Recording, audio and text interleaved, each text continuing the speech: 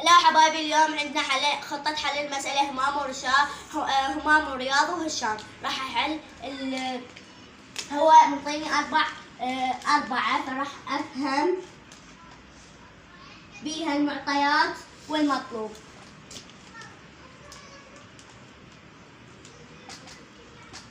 المعطيات راح أطلعها من المسألة. عدد الأهداف التي سجلها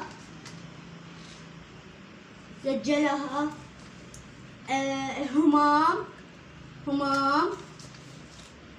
ورياض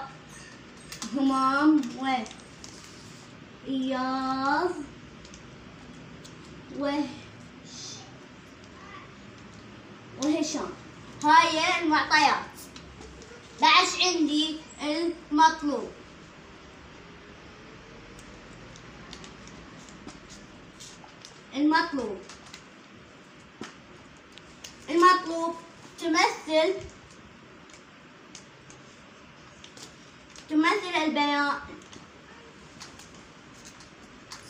تمثل البيانات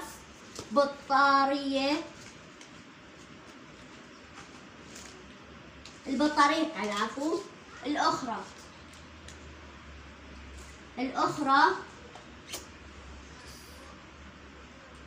تسهل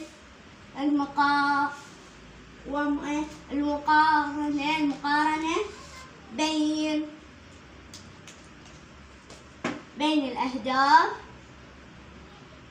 الأهداف المسجلة. اوكي، فخطط ابحث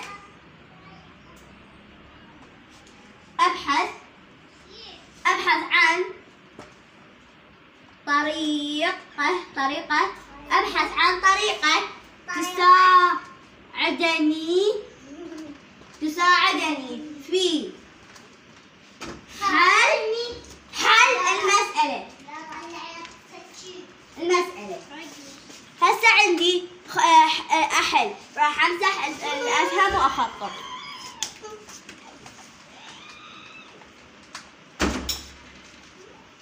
عندي أحل، هي الفقرة الثالثة، وراها أتحقق من الحل. هسه أحل. يقول لي استعمل تمثيل بالأعداد. أنا شو راح أسوي لكم مثل المعلمة حنين استوت لنا. أوكي، هنا منطيني 8 7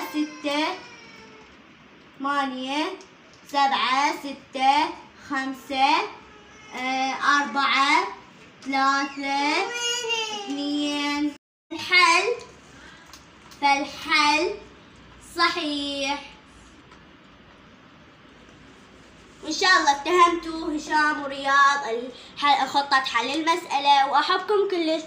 باي.